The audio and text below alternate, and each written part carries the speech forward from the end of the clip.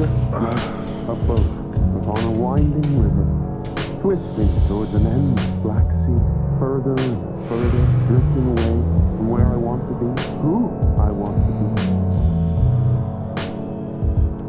be. Back at it again. This is, what day is it? November 2nd. It's been a month. It's been over a month since I've been doing this. It's crazy. Episode 6 or some crazy shit like that. Episode 6. I don't know if I'm audible right now. Hold on, let me pause this. This is the first time I've ever paused the podcast. I'm gonna pause it right now. All right, I'm gonna pause it. One second. Oh my God, it is the year 2050. I paused it for 34 years and I don't know. I'm not feeling super great today. I woke up at 6 a.m. Naturally, which is crazy. I'm finally on schedule though, which is good. So now I'm doing this in the morning like I should be doing it rather than doing it in between classes and being late for classes and shit. Because this is not something that I want to be late for classes. Like, that's ridiculous if I'm doing this stupid podcast and I'm late to fucking film school classes because of this. Although I don't enjoy going to the film school classes, really. I ought to go to them, you know what I mean? Hold on a sec. Ooh, boy. It's the first time. This is a whole podcast at first. This is amazing. You guys have seen a whole new side of me. I don't know anybody that's seeing a new side of me by listening to this. That'd be kind of crazy. If anybody that didn't know me very well before is listening to this is a boring motherfucker.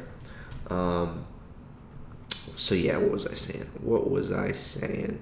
I forget what I was saying. Oh yeah, I was talking about how this is a podcast of firsts. This is this morning, right? What's talking about this morning? What I'm talking about? I don't know. Why am I so bad at? Why do these get progressively worse? Why was the first one like? The first one was alright. The first one I had a lot of stuff to talk about. It was a month of New York, and I had like a bunch of shit to just say and spew. But now it's getting to the point where I have nothing to say. So, you know, if you don't want to hear me ramble, you know what I mean, for an hour or however long it's gonna be. Last week it was hour 40. Jesus fucking Christ. I'm never gonna do that again. This week I'm gonna try to make it shorter because there isn't as much stuff going on. But like I said, I got up early because my sleep schedule is a little bit better. Because like that's weird that my sleep schedule is better because my sleep schedule is only better because I stayed up all night and then I muscled through the next day and then I slept at 10 and then I woke up at 6. So it was like a beautiful little.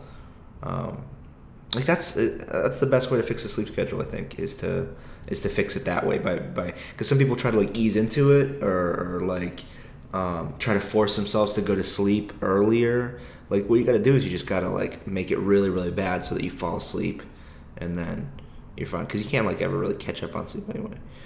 I don't know what the fuck I'm talking about. I don't know why I'm sounding the way I'm sounding, or if I am sounding weird, or if I'm just being like paranoid about this shit. I'm worried.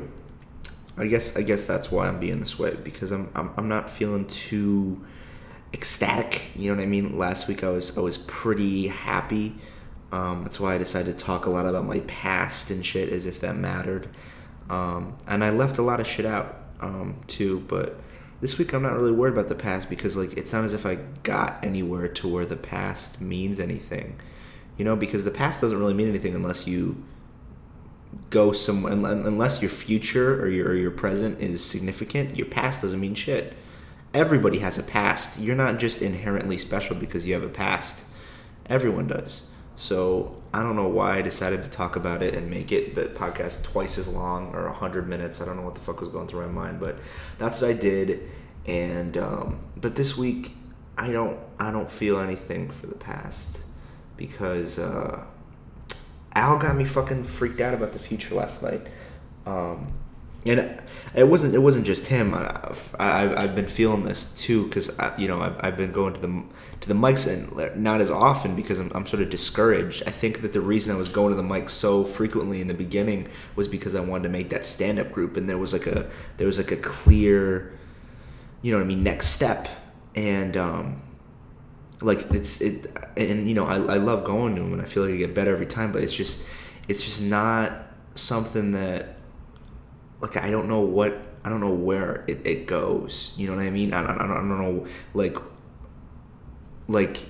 for instance, like there's guys that have been doing it for like 3-4 years, and they've been doing it every day, five a day for 3-4 years, and like seem like there's a clear next step, and that's why I just sort of feel discouraged. I'm like, well, but I think that's with everything, though. I think that's especially with my film classes that I shouldn't be skipping, because even, like I said, even though I don't really enjoy them, I should be skipping because I didn't pay. My parents paid not so much money comparatively. I don't want to sound like them, but compared to most people, but this is a ridiculous investment for something that isn't sure. You know what I mean? And I knew that coming into it, but it's still scary. It's still scary because I have no idea what the fuck is going on. I was talking to Al last night about what the future, because okay, so we were talking about how there really isn't anybody that just like makes it from stand up these days. You know what I mean? Like there's no one that like just breaks into the stand up scene and like becomes a huge, like that doesn't really happen. And that's not something that like I ever thought of as something that would happen to me, but like, you know what I mean? Like you need some sort of, or at least I do, like I at least need to know that it could go somewhere. Otherwise it seems like sort of a pointless, you know what I mean? Even if the odds are super stacked against me, like and like you're pretty sure, you're pretty certain nothing is going to happen from it. There at least needs to be a possibility. Otherwise it sort of seems like you're doing something that doesn't really have an ending to it. You know what I mean? Because like, as long as it has an ending, even if no one really gets the ending besides for a few people, as long as there's an ending to that scenario, it makes sense to do it, But if there's something that doesn't have an ending, like if the open mic scene doesn't have an ending, like I'm of course gonna keep going to them. And yesterday I went to one. I went to that Greenwich Village one with Al again, and it was good. We both sort of bombed, but because I haven't been doing this frequently, and I'm trying new jokes and stuff still, and we both sort of bombed, but it was still very helpful. But I talked to Al for a long time last night about the future shit and like the sketches and stuff. Even though Abhishek still has not edited the video, the one that we filmed 2 weeks ago. He's gonna. I don't blame him because we have had a lot of shit, like essays and stuff. But he's gonna finish that I think today or the next day, and we should be able to put it up. But it's like even if we do make some really cool sketches, like I guess in the back of my mind I was thinking like the sketches would be something that we could use to move on to the next step, but I don't know what the next step is. It's so very unclear. I don't understand. Like, I guess this would be hilarious for someone that doesn't like me. Listening to this right now, just listening to me go. I don't. Wait a minute. So film school doesn't work out? Like someone that doesn't like me would fucking love to hear this, to have my stupid ass realize like, oh shit, like this is a stupid thing to do. Because it's the risk. I mean, they make the risk so much worse. Like my analogy was like it's as if you were going to gamble, and rather than just gambling and taking that ridiculous risk, when you walked in, they made you like give up. I don't know. They made you quit your job. You know what I mean? Like as you walked into the gamble, they made you quit your job before you gambled. To make everything so much worse. And that's what I feel like film school is. They make you pay $70. The base tuition is $70,000 to go to school here a year, for film school. Like and I don't know, man. I mean, I'm gonna be honest. Like, we don't pay anything close to that. I think, because I got the full tuition scholarship, so it's like, I think they cover like 50,000 a year for me, but we still have to come up with like 16 or 18 for the residence, plus the cost to live in New York City, which I don't really buy that much stuff, but like I do ask probably for like $50 a month from home, and that shit adds up.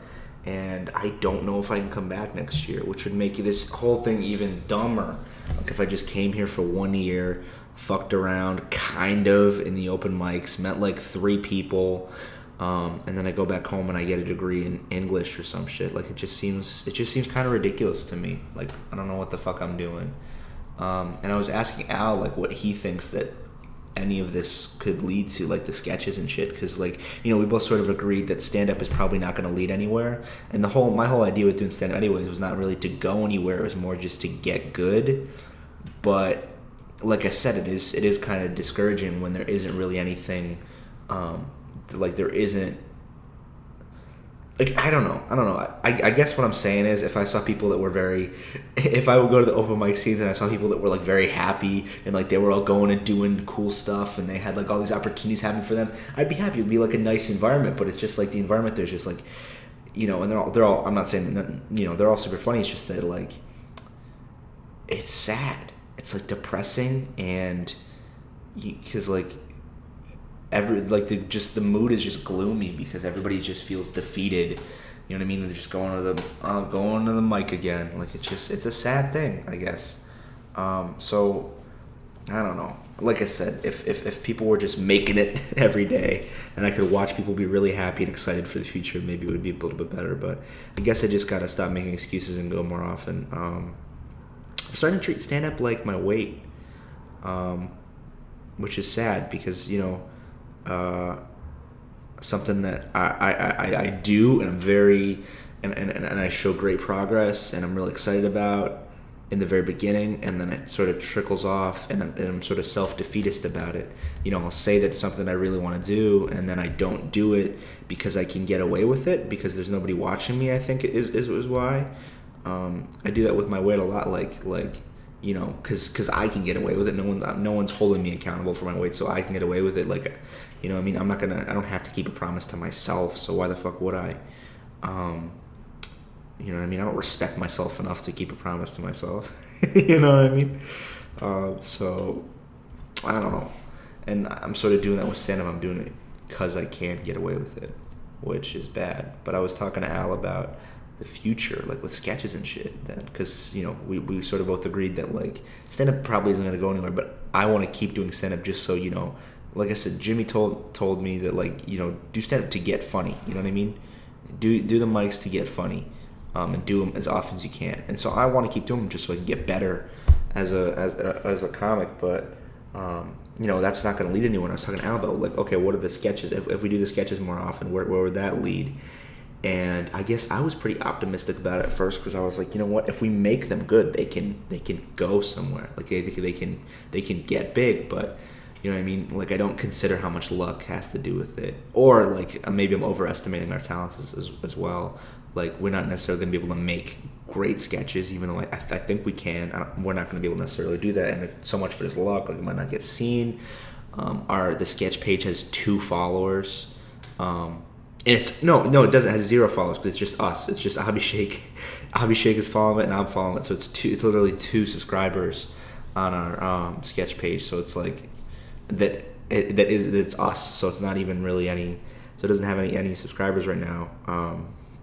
Granted, we only have 1 stupid little video, like with some improv thing I was doing, that we posted, and but that's the only thing we have up. And then we have this new video that's. God damn it! I hope is posted soon. I really hope it's posted soon. Just so I can have a little sense of legitimacy. Like, okay, now we have something that's going, and then we can start doing more, and then I'll feel a little bit better, because, I'm lacking a lot of legitimacy, because I don't, this is a ridiculous thing to do. So there's not really, like I said, there's not really a next step, and that's scary. So yeah, I was talking to Al like what he thinks the sketches could go, because like I said, I was kind of really optimistic, like, oh, they could go big, and then like this could move on to this, and like if we, but like no, like that doesn't really make a whole lot of sense. And Al's like best case scenario, which does make sense, is that okay, well, if you think about it, the best thing that could happen with this is that the sketches could get big around NYU, and not big around NYU, but be seen by NYU, and then people associate us with doing funny things so that they'll want to come work with us, which I thought was really I thought that was really insightful, and I think it's true. Like, that is something that I could be excited for and be hopeful towards, that, you know what I mean, people will want to work with us and we'll meet more people, because that's the whole feeling I'm getting, is that I need to definitely meet more people. I definitely need to meet more people. I'm glad that I found a base group of friends that I can really relate to with the two of them, but you know what I mean? And I know a lot of other people, like, casually, but I don't really hang out with many other people besides just the suite mates, but that doesn't fucking count. We just live together. But yeah, like heart to hearts and shit is really only with a couple of the suite mates and the two of them. So I really need to branch out a little bit, and they do too. Just for the sake of being in a better position professionally. And this weekend, Al and I are PAing on Friday. We're PAing on this TV pilot that some seniors are doing called The Troupe, and it's basically about some improv troupe, or maybe a group of artists. I don't remember, but maybe just a general group of artists, maybe not improv, but at the end of the world. So they're just like a traveling troupe of entertainers after the world ends, essentially. And I haven't gotten a look at the pilot or anything. I'm probably not going to be able to do anything because I'll just be a PA, so I'll just be fetching water and stuff for the important people.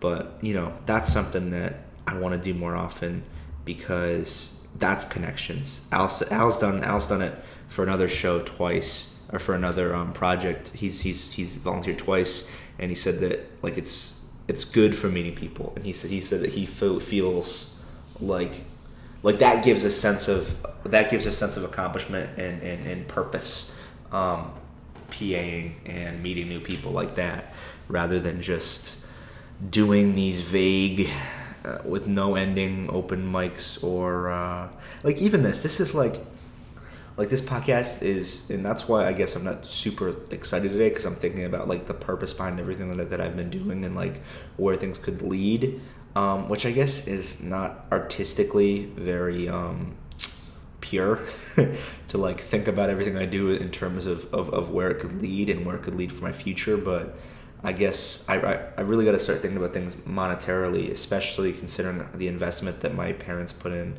and the investments that I'm gonna have to put in. Like, cause they're gonna be fucked, but I'm mostly gonna be fucked. You know what I mean? Because if they get fucked, I'm fucked, either financially trying to fix it, or not having parents in my life.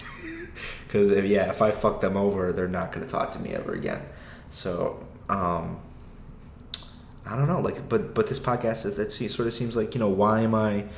Dude, I'm sure people that listen to this are like, why am I listening to this? Like, at least we can relate on why the fuck this exists and why the fuck this is a part of our lives. But it's I don't really know what I'm doing with this or where this is gonna go. But I guess, like I said, I can just look at this as a diary. So of just shit that is happening.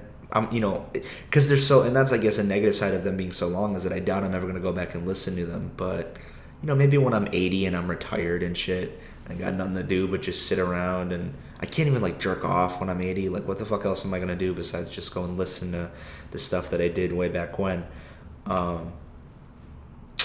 So, like I said, we're PAing.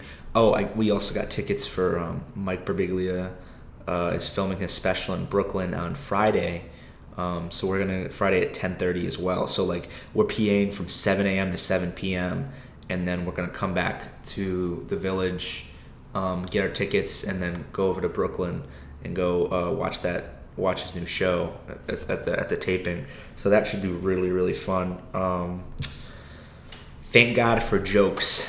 When we bought the tickets, like, I don't know, like, because he's been on that tour for quite some time. Like, he's been on that tour, or at least he's been advertising that tour since fucking back in the But Seriously days. Like, the But Seriously days. I mean that, though. Like back in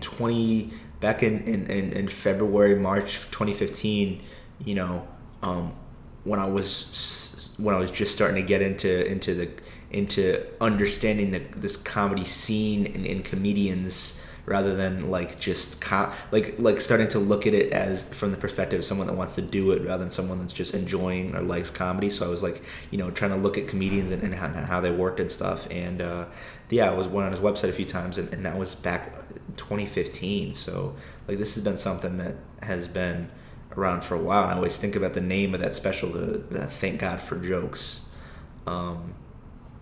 because really I do feel that sometimes, because I fucking feel that 100%, because like, what else, even though you know, even though sometimes I feel not confident in my ability, or in my or that I'm not legitimate, or that I'm not able to actually be funny, or that I'm not funny, like, I know deep down that I am, and that I'm capable of, you know, I'm capable of it, even though sometimes I feel like, oh, you know, I might just be hacky, or I might not actually be legit.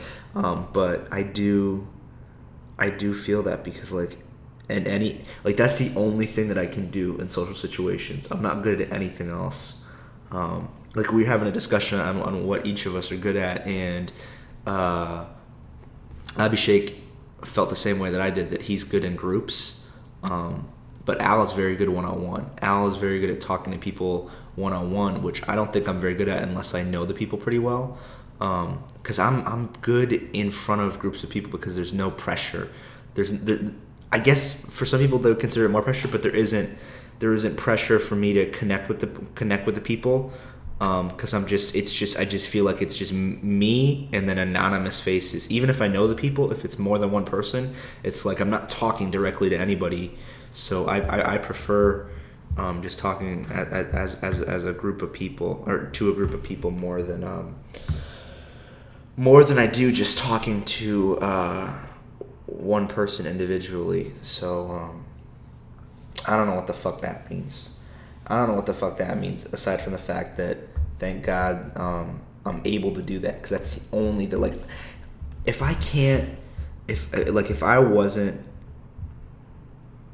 I wasn't at all funny, I don't know what I have aside from that, you know, like normally I'm a little more energetic, and when I talk about this, so it doesn't seem so depressing.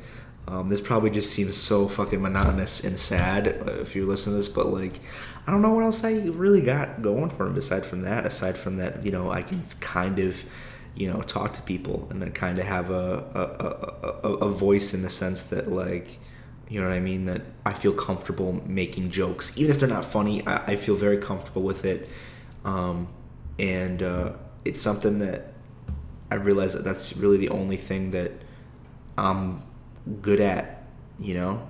I guess you know, I'm okay at writing, but you know what I mean, that's like I'm like, people have told me I'm okay at writing since like kindergarten and shit, but like, at a certain point, it doesn't matter if you're good at writing unless you become a writer, unless you decide, you know, your junior year of high school, yes, I'm going to be a scholarly writer, and you decide to, you know, write all the time, and like read these and like go to get an English degree and shit. Otherwise, it doesn't matter. Everybody's the same at a certain point. When they get to a certain age, everybody's the same. It doesn't really matter for anything you're doing.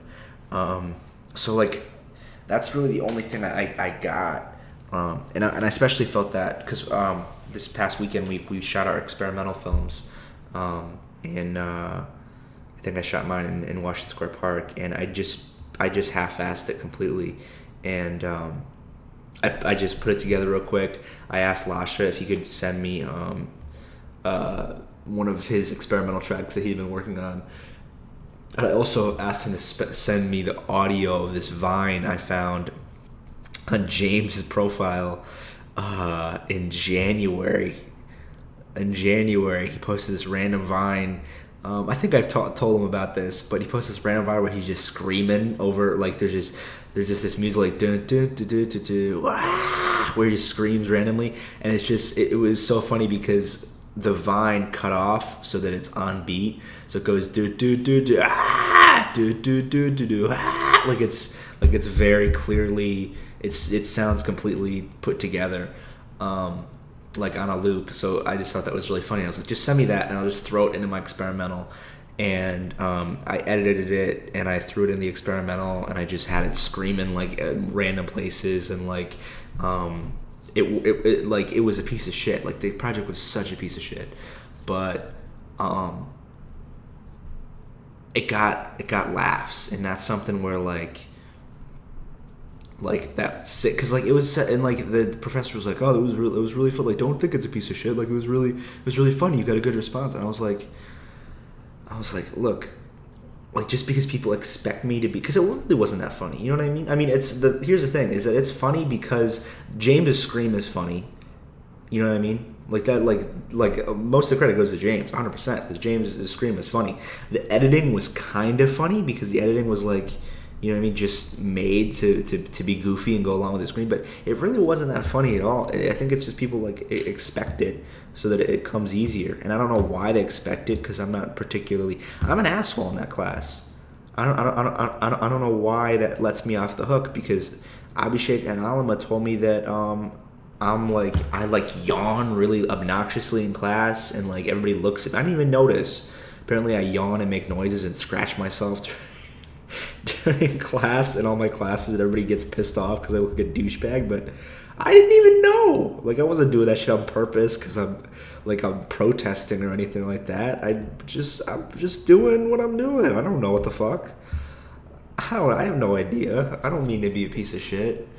I don't know what the fuck I'm doing, guys. So, so people expected my film to be funny because and then they laughed, and then that got me off the hook for having a piece of shit film. But thank God that people expect me to be funny for some reason.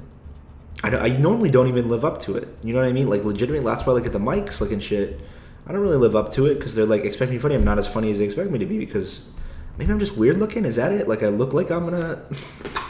I look like they're gonna be given a good opportunity to laugh at me. I don't know.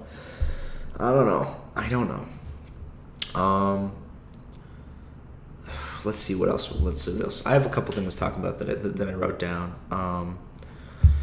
So aside from Mike Birbiglia, I went on a Twitter rant the other day, and I mentioned Mike Birbiglia, but I was mostly talking about Bo Burnham's special. I went on a Twitter rant. People that knew me from before probably heard me say that and were like, "Oh shit! Like what do you mean Twitter rant?" Because I went on a few Twitter rants back in Newport Richie where I embarrassed myself and embarrassed other people and had people hate me for months because I was a piece of shit. But I went on a Twitter rant about a good thing. I went on Bo Burnham's special because I watched it for the third or fourth time a couple nights ago, and I was just like, you know what, this is a perfect special for the future of one man shows and stand up. And I mentioned Mike Birbiglia. I was like, these two guys are really leading the way for the shit. It's just so it's just like it makes me want to be able to play an instrument because I can't play any instruments. And it was really kind of embarrassing when we were making the album because for Can't Stop Watching You, that one track where we sang over the guitar, it became apparent while we were doing the jam session that I had no idea I had no idea what I was doing.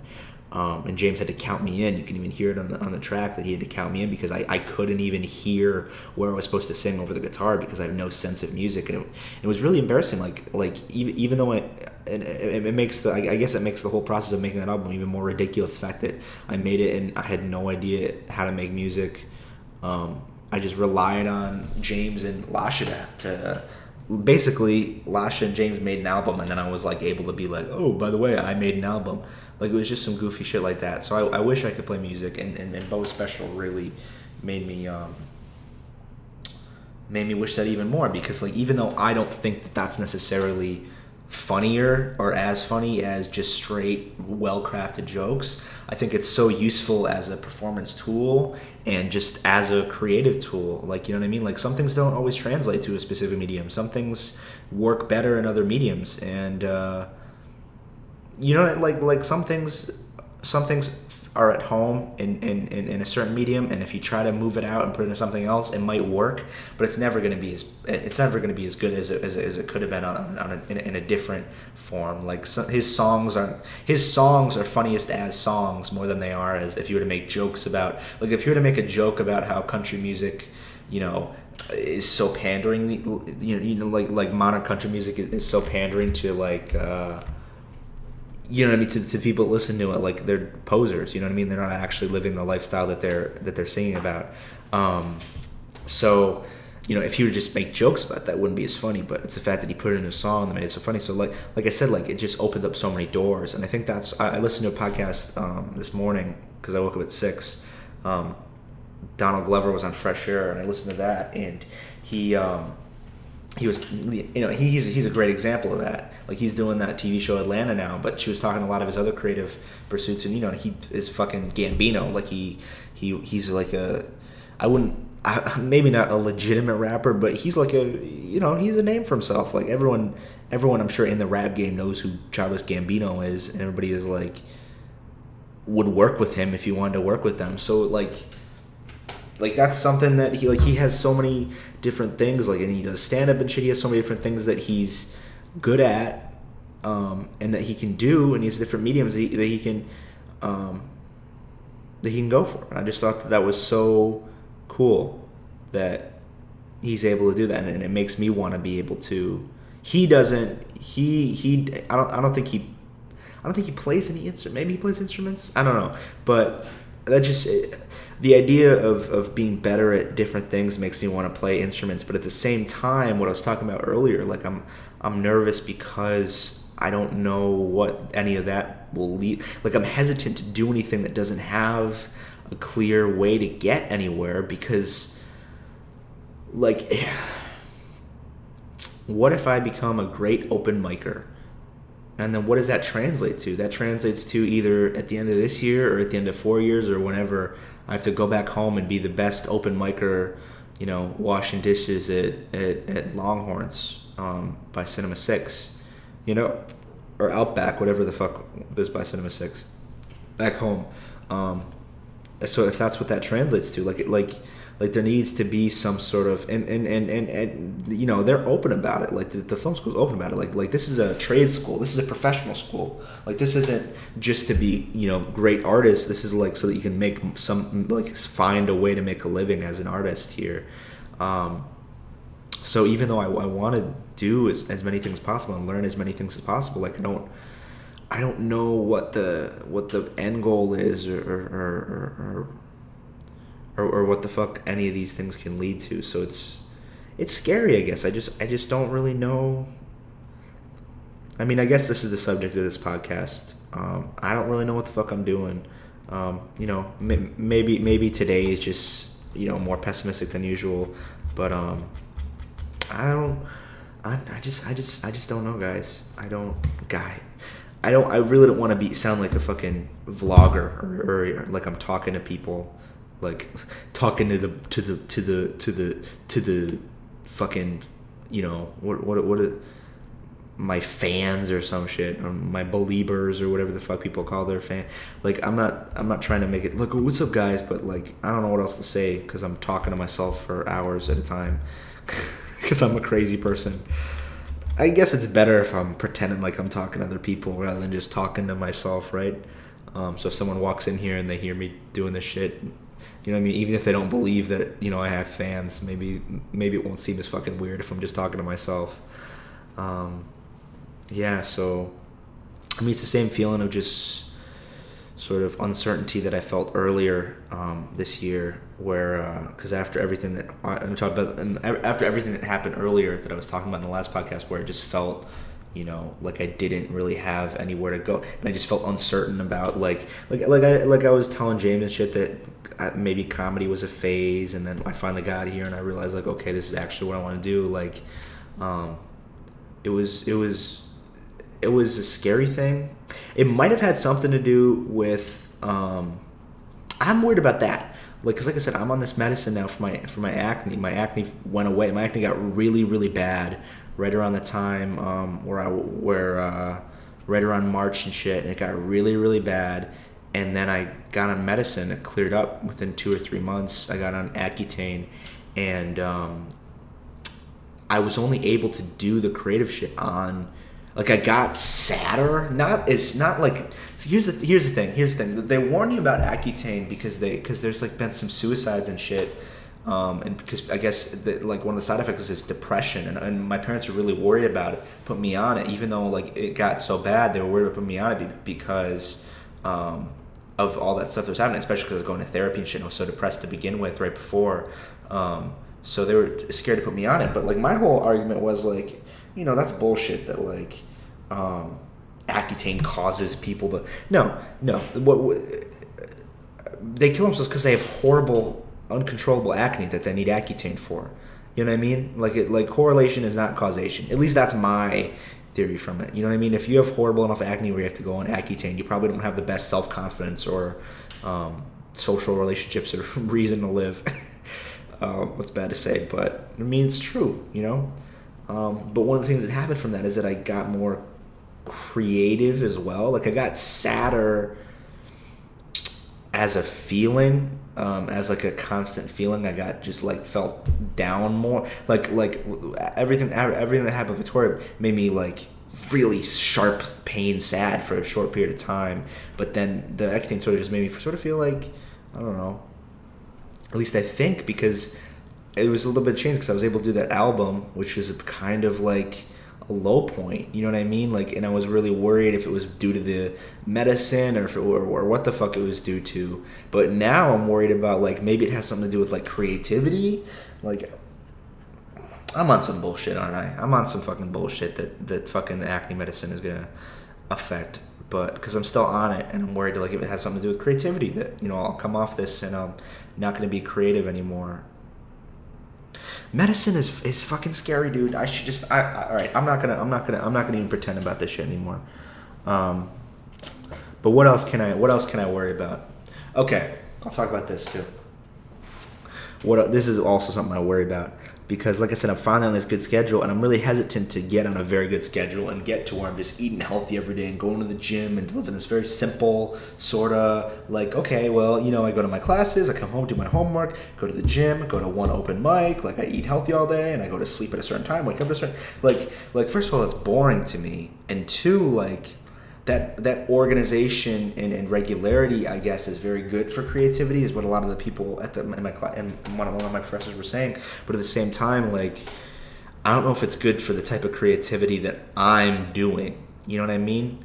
Like, I'm sure it's good if you're like someone that goes and you paint and shit, or someone if you goes and you like sit down, you write a script. But like for something I'm doing where I'm talking about my bullshit life, like if I'm just talking about how great everything is and how great of a schedule I have, I don't know if that's going to be very effective or very good joke material. Like, I think I sort of need some sort of chaos to be able to come up with material, or I need some sort of, I need to look at things from, like, that's why sometimes I think, like, you know, getting drunk or smoking, like, helps a lot of time, because, you know, when I did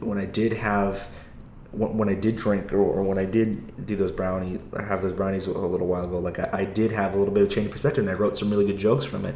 And the day that I went to the gym and I exercised, because exercising is great because you feel super creative and you feel like your mind is flowing, and I wrote some jokes while I was at the gym, and then I get back and I look at them and they're fucking terrible. I was like, why the fuck did I ever think that this was funny? But like, you know, I'll write jokes when I'm like in this period of like chaos and like a change of perspective, and I'll write it and I'll think that it's garbage, but I'll look at it when I'm sober and I'm like, oh shit, this is really, really funny. So I don't know. Especially, I have some jokes. Some of my best jokes are fat jokes. Like, what if I lose weight and then I'm not funny anymore? Dude, what if I lose weight and I'm not at all funny? Like, what if everything that I'm funny is because I'm kind of chubby, and that like everybody's like, he's a chubby guy and he's making jokes. Like, what if that is where all my humor comes from?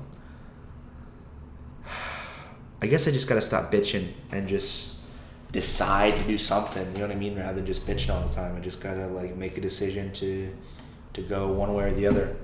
I guess that's the only thing I can do.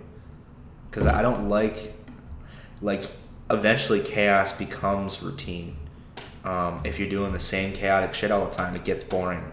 You know what I mean? So it's sort of like getting into a nice routine sort of like is different than what I've been doing lately. So maybe I talked to Lasha for a couple hours the other day about getting on a good routine, because he's the same way. Like, he's staying up late and he's like not really on a good routine, and for some reason in college everybody sleeps more. Like, that's a fucking real thing. Like, you get here and you sleep for like so long and you're always tired. I have no fucking idea why. I have no idea why that's the case, but it 100% is.